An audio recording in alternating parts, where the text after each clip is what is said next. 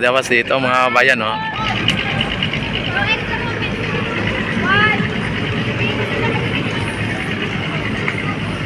Galing dito ng ano, oh.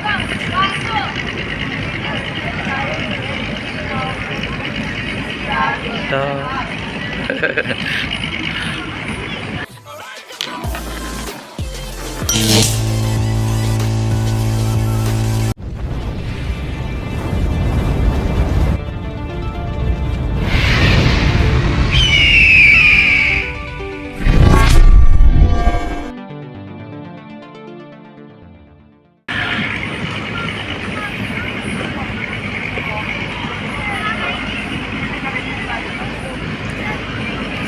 Nakita ninyo mga bayan, ang Ilog Pasig natin ay hindi na siya katulad dati na talagang sobrang dumi.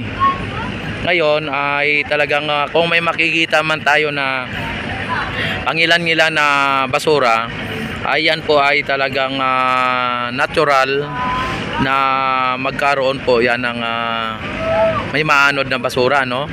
Ayan, katulad niya, no? Kasi mayroon talaga tayong mga kababayan na sa tabing ilog na hindi talaga maiwasan na magtapon ng basura sa tubig o sa Ilog Pasig o sa ilog mga bayan. At maging yung sa mga kalsada na mga basura na naitatapon, at kapag naulanan ay ang pupuntahan po niyan ay ang mga stero o mga kanal, at ang bagsak po niyan ay sa mga ilog o katulad nito. Kaya dapat panatilihin po nating maging malinis sa ating kapaligiran, para sa ganon ang ating mga ilog o ating kapaligiran ay nanatiling malinis at kaaya-aya tingnan mga bayan, ano. Yan, at huwag dugyot o huwag pasaway. Dapat ganun po. Kapag ikaw ay tunay na makabayan at makabansa, ikaw ay hindi pasaway sa lipunan o hindi pasaway sa bayan mga bayan, ano. At maging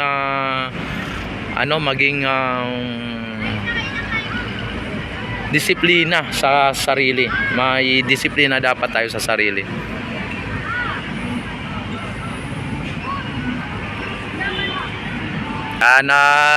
Babalik tayo doon sa may sa may banda roon sa may kabila, no? Yan. Sa ngayon, ito po ang sitwasyon dito sa may Arroceros area mga bayan. At nakita naman ninyo ang mga nagpa-practice ng mga estudyante, at talagang napakagandang view, no?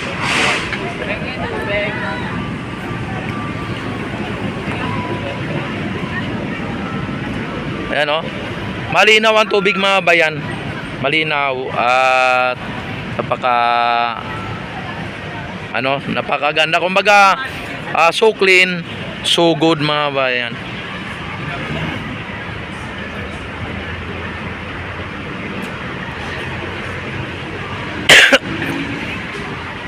Excuse me.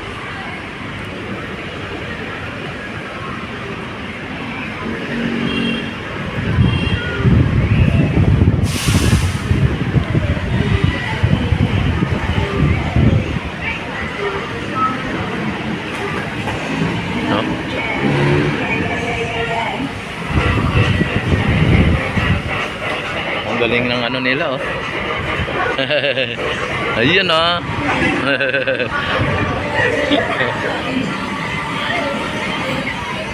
Nahiya yung iba mga bayan, nahiya.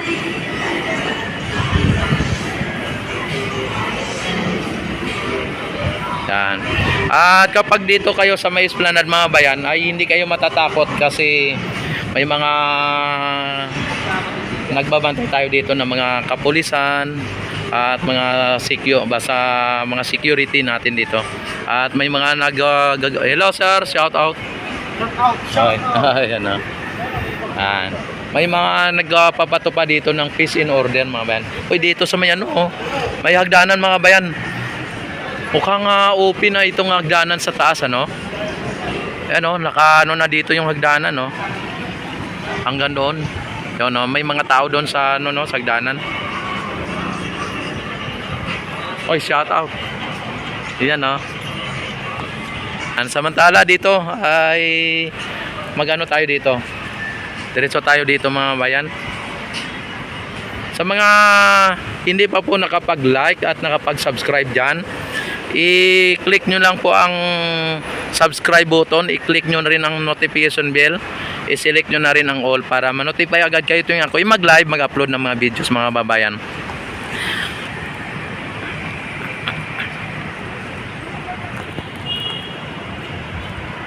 Napakaganda po ng ating bansang Pilipinas kapag ito ay pinapatakbo ng hindi korap at ng matitinong leader mga bayan. Kapag hindi po korap ay talagang yayaman talaga ang ating bansa at mayaman naman talaga ang bansa natin noon pa.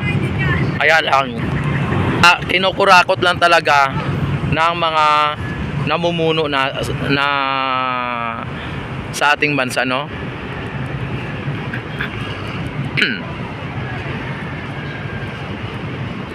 Yan, ang example lang dito yung itong bridge na ito, ayan, no, na hindi tinapos. Yan. At ang budget diyan ay kompleto na, pero yung paggawa ay hindi pa. Okay, shout out sa inyo diyan, shout out. Ayan, oh. Yan. Yan. Ano vlog nyo kayo? Ayan. Oy, sir, shout out, sir. Ayan. Rex TV. YouTube pa? Oh, sa YouTube, sir, sa YouTube, Rex TV. Ayan mga bayan, oh. At dito, diretso tayo dito sa may papunta ng MacArthur Bridge mga bayan. Itong MacArthur Bridge naman ay siyang nag-uugnay ng Luton at ng Santa Cruz mga bayan. Ito ang Santa Cruz.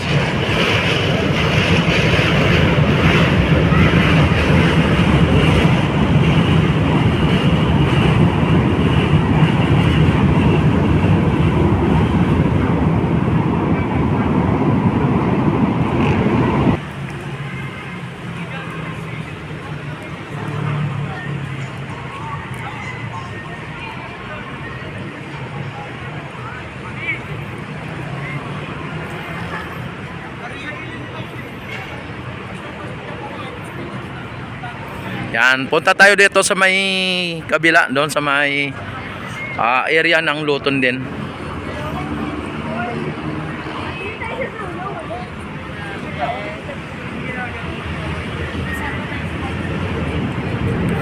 Ang ilog Pasig natin mga bayan ay hindi po siya mataas, hindi siya malalim, hindi siya high tide, hindi siya low tide.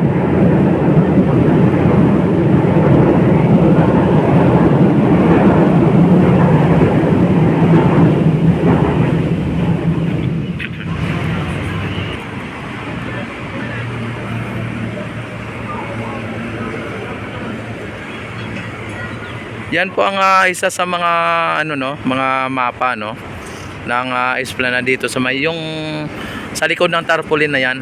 Yan ang magiging gagawin Yan, Pasig bigyang buhay muli.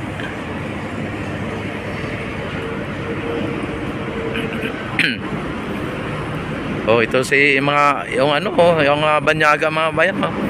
Hello sir, ma'am, good afternoon. Welcome to Esplanade, ma'am. What country you from, sir? Czech Republic. Czech Republic. Wow, thank you very much. Ayan, kita nyo mga bayan, taga Czech Republic mga bayan. Talagang ang Pilipinas mga bayan ay hindi lang pang nasyonal. Hello ma'am, good afternoon, shout out. Ayan, hindi lang pang nasyonal, kundi pang international pa. Grabe. Yan, dito tayo ngayon sa ilalim ng MacArthur Bridge mga bayan. At may mga tayo dito. Yan, sir, good afternoon sir. Oh, yan. ito ang mga security natin or nagpatupad ng peace in order, di ba sir? Yan, thank you very much sir. Kasi marami na titira. Ganon? Dito sa ano? Yan po. Pinamumugaran nila yan. Kayo. lang po yung daalay.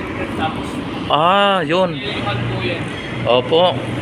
Yan, mabuti sir na dito kayo nagano para hindi na nila ano sir, no? Minsan linalagyan ng bahay diyan, no? Ako, wala pa yan. Yan, sige sir, salamat po. God bless po, ingat-ingat. Ayan po mga kababayan, nakita naman ninyo mga kababayan. Dito ay talagang natin dito, seguridad ang pinapairal dito. Wala pong mga masasama na talagang pupunta dito, no? Talagang lalo na sa mga dito yung ng bahay dito sa ilalim ng tulay ay malugod na pinagbabawalan po nila. At dito naman sa may area na to dito ay talagang ito ilinisin din ito, gagawin din pong kalsada ito, no? Ng kalsada. At sa ngayon mga bayan ay nakita naman niyo may hindi pa inaayos ng dito. Pero ang gagawin dito mga bayan ay dati kalsada po yan at hindi po natin alam kung ano pong hakbang na gagawin dyan. At nakita naman ninyo mga bayan ang mga nagtataasan o nagtatayugang mga building na bagong building mga bayan. Ibig sabihin mga bayan, yung mga bagong tayo ng mga building na yan ay mga investor po yan, mga nag-i-invest o mga negosyante na siyang namumuhunan dito, no? Kaya yung sinasabi nila na bumabagsak ang ating ekonomiya, hindi po pwede, hindi po totoo yun. Talagang yan po ay nagpapatunay na ang mga negosyante ay talagang nag-i-invest sila dito dahil alam nila na ang ekonomiya natin ay hindi sila matatalo at hindi bumabagsak ang ekonomiya. Kaya yan po ang isa sa mga indikasyon na nagtataasan at nagtatayugang mga building ay talagang yan po ang nagpapatunay na hindi po tayo bumabagsak ang ating ekonomiya. Yan, taliwas po yan sa mga sinasabi ng mga DDS na bagsak na ang ating ekonomiya. At yung mga sinasabi nila na lalo na yung mga revelasyon na sinasabi o mga sinabi ni Amy, yan, hindi naman sa politics ang ating topic dito, pero babanggitin ko na lang yung sinabi ni Amy ay ang maniniwala lang doon ay yung mga hindi nakakaintindi, no? Yan, at hindi po totoo po yung sinabi ni Amy Marcos. At siya pa nga ang nagdodroga ayon sa mga bali-balita Yan. At hindi po yan magagawa po ng ating Pangulo dahil po si PBBM ay iisa na lang po ang kanyang kidney. Kapag nagdodroga pa ay hindi po yan pwede sa nag-iisa ang kidney, no? At nakita naman ninyo mga bayan ay sa lahat ng anak ni Ferdinand Edrali Marcos, si PBBM lang ang nag-donate ng kidney kay sa kanyang daddy o sa kanyang papa, no? At napakabait pa talaga ni PBBM. Bata pa si PBBM noon mga bayan at na-donate niya at nag-sacrifice siya ng kanyang kidney na i-donor sa kanyang ama para sa ganon ay madagdagan at madugtungan ang buhay ng kanyang ama. Yan. Taliwas po yan sa mga sinabi ni Amy Marcos.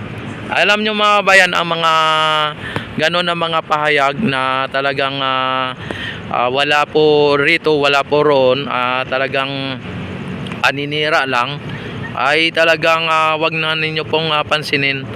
Talagang yun po ay talagang walang katotohanan. Yan. At balik tayo dito sa Ilog Pasig Esplanade mga bayan. Ito po ay project po ng ating EP Lisa o ni First Lady Lisa Marcos. ang Esplanade mga bayan, at ito ay inisponsoran po ng mga private sector o nagkaisa ang mga private na mga company para po sa katuparan o maisagawa itong project na Esplanade mga bayan.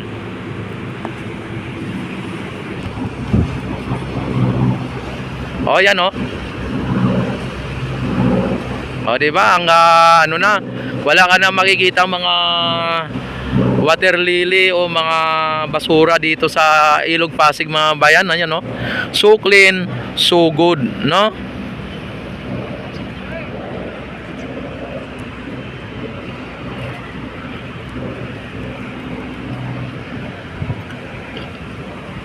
Ayan. Yan, at dito tayo, punta tayo dito sa may papunta ng likod ng post office. Sa mga hindi po nakakaalam kung saan na lugar ito, ang i-ano lang po ninyo, i-landmark lang ninyo na mga i-ano lang ninyo na ano, yung post office mga bayan. Ilalandmark ninyo. O kaya yung Binondo Intramuros Bridge, kasi dito lang din yan, ano. Pero ang pinakamabilis ay post office building o National Post Office. Yan o, nagtataasan mga building mga bayan o.